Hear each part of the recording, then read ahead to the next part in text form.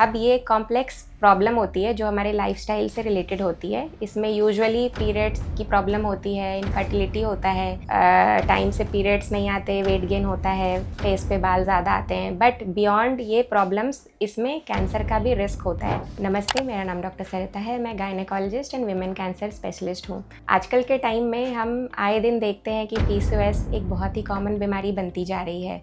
अब ये complex problem होती है जो हमारे लाइफस्टाइल से रिलेटेड होती है। इसमें यूजुअली पीरियड्स की प्रॉब्लम होती है, इनफर्टिलिटी होता है, टाइम से पीरियड्स नहीं आते, वेट गेन होता है, फेस पे बाल ज़्यादा आते हैं। बट बियॉन्ड ये प्रॉब्लम्स इसमें कैंसर का भी रिस्क होता है।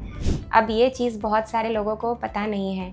सिंस ये बीमारी यंग एज में या फिर 30-40 ईयर्स के फीमेल्स में ज़्यादा देखी जाती है।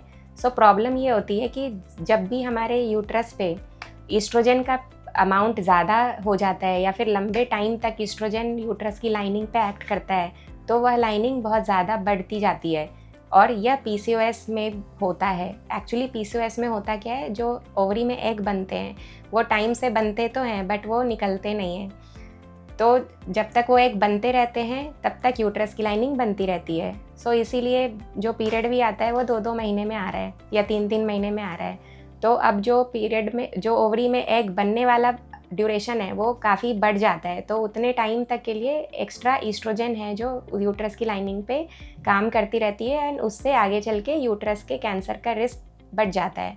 अब यह रिस्क कितना बढ़ता है, तो स्टडीज़ को हम देखें तो यह रिस्क 2 गुना से लेके 8 से 10 गुना टाइम के लिए भी बढ़ता है, क्योंकि इसमें और भी बहुत सारे फैक्टर्स होते हैं कि आपका बीएमआई कितना है, फैमिली में पहले किसी और को कैंसर हुआ है या नहीं। बट ओवरऑल पीसीओएस में एक खतरनाक रिस्क यह भी है कि यूट्रस का कैंसर हो सकता है। तो आपको इसको लेके अवेयर होना चाहिए।